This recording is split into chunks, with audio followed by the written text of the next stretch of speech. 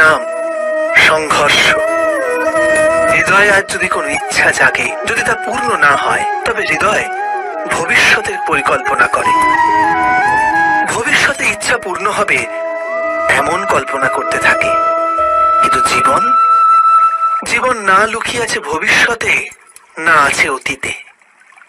জীবনের হদিশ তো আছে এই ক্ষণে, অর্থাৎ এই মুহূর্তের অনুভবেই রয়েছে জীবনের অনুভব। কিন্তু আমরা সব জেনে বুঝেও এইটুকু সত্য মেনে নিতে পারি না। হয় আমরা পুরনো স্মৃতি দিয়ে নিজেদের ঘিরে বসে থাকি, অথবা আগামী সময়ের জন্য পরিকল্পনা করতে থাকি। আর জীবন